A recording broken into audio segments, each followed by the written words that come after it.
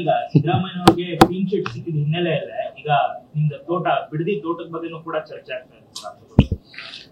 ಇದೇನು ಹೊಸದೇನಲ್ಲ, ಬಹುಶಃ 2013ರಲ್ಲಿ ಪ್ರಾರಂಭ ಮಾಡಿದ್ರು. ಇಲ್ಲಿವರೆಗೂ 10 ವರ್ಷದಿಂದ ನಿರಂತರವಾಗಿ ತನಿಖೆ, ಹಲವಾರು ಸರ್ಕಾರಗಳು ಬಂತು, ಈ ವಿಚಾರ ಬರ್ತಾನೆ ಇದೆ, ಪ್ರತಿನಿತ್ಯ ಬರ್ತಾನೆ ಇದೆ ನಮ್ಮ ಕಣ್ಣು ಮುಂದೆ. ಈಗಲೂ ನಾನು ಓಪನ್ ಆಗಿ ಹೇಳ್ತೇನೆ, ಯಾಕೆಂದರೆ ಇದೇ ಮೈಸೂರಿನಲ್ಲಿ ಡಿಸ್ಟ್ರಿಬ್ಯೂಷನ್ ಆಫೀಸ್ ಇಟ್ಕೊಂಡಿದ್ರು. ಸನ್ಮಾನ್ಯ ಕುಮಾರಣ್ಣ ಅವರು ವೃತ್ತಿ ಜೀವನ ಪ್ರಾರಂಭ ಮಾಡಿದ್ರು ಕಾಲೇಜ್ ಆದ ನಂತರ. 85ನೇ ಇಸ್ವಿನಲ್ಲಿ ರಾಮನಗರ ಜಿಲ್ಲೆನಲ್ಲಿ ಬಿಡದಿಯ ಕೇತಗನಹಳ್ಳಿ ತೋಟ ಖರೀದಿ ಮಾಡಿದ್ರು.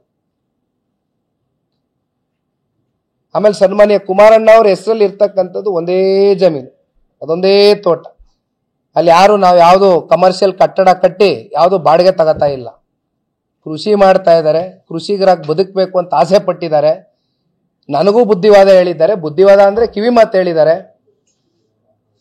ಮುಂದೆ ಎಂದೂ ಕೂಡ ಇದು ನೀವು ಕೃಷಿಕರಾಗೆ ಬದುಕಬೇಕಪ್ಪ ಈ ತೋಟದಲ್ಲಿ ಅಂತ ನಾವು ಯಾರಿಗೋ ಮೋಸ ಮಾಡಿ ಅಥವಾ ಯಾವುದೋ ಕಳೆದುಡ್ಡು ಸಂಪಾದನೆ ಮಾಡಿ ತಗೊಂಡಿರ್ತಕ್ಕಂಥ ತೋಟ ಅಲ್ಲ, ಯಾರಿಗೋ ಮೋಸ ಮಾಡಿ ತಗೊಂಡಿರ್ತಕ್ಕಂಥದ್ದಲ್ಲ.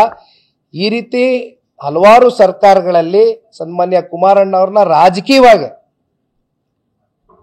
ಅವ್ರನ್ನ ಎದುರಿಸಕ್ಕಾಗ್ದಿರಾ ವೈಯಕ್ತಿಕವಾಗಿ ಅವರ ವರ್ಚಸ್ಗೆ ತಕ್ಕೆ ತಗೊಂಡು ಬರಬೇಕು ಅಂತಕ್ಕಂಥ ನಿಟ್ಟಿನಲ್ಲಿ ಪ್ರಯತ್ನಗಳು ನಡೀತಾನೇ ಇದೆ ನಿರಂತರವಾಗಿ.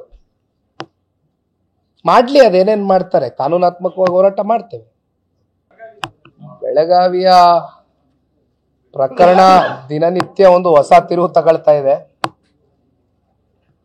ಏನು ಬಸ್ಸಿನ ಒಬ್ಬ ಕಂಡಕ್ಟರು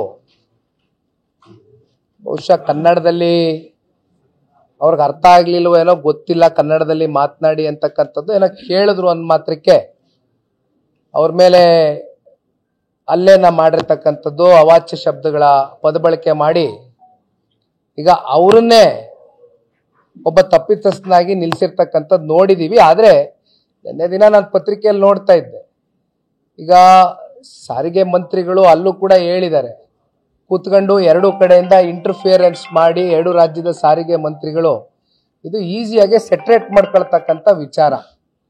ಇದನ್ನ ಸುಮ್ಮನೆ ಮುಂದಿಟ್ಕೊಂಡು ಅಲ್ಲಿ ಯಾರೋ MES ಪುಂಡ್ರು ಅಲ್ಲೇನೋ ಮಸಿ ಬಳಿತಕ್ಕಂಥದ್ದು ಬಸ್ಗೆ, ಇವೆಲ್ಲ ಪ್ರಚೋದನಾಕಾರಿಯಾದಂಥ ಕಾರ್ಯಕ್ರಮಗಳಿಗೆ ಸರ್ಕಾರ ಇದನ್ನ ಬಂದು ಇಂಟರ್ಫಿಯರ್ ಆಗಿ ಇಲ್ಲಿಂದ ಇಲ್ಲೇ ಇದಕ್ಕೆ ಅಂತ್ಯ ಕಾಣಿಸ್ತಕ್ಕಂಥದ್ದು ಸೂಕ್ತ.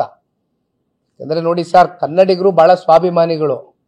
ಆ ಸ್ವಾಭಿಮಾನಕ್ಕೆ ಧಕ್ಕೆ ಆದಾಗ ಮತ್ತೆ ಮುಂದೆ ಅದರ ರಿಪರ್ಕೇಶನ್ಸ್ ಏನಾಗ್ತದೆ ಅನ್ನೋದ್ರ ಬಗ್ಗೆ ಯೋಚನೆ ಮಾಡಬೇಕಾಗ್ತದೆ. ಅದಕ್ಕಿಂತ ಮುಂಚಿತವಾಗಿ ಸರ್ಕಾರ ಬಂದು ಇಂಟರ್ಫಿಯರೆನ್ಸ್ ಕೊಟ್ಟು ಇದಕ್ಕೊಂದು ಅಂತ್ಯಶ್ರೀ ಆಡ್ತಕ್ಕಂಥದ್ದು ಸೂಕ್ತ.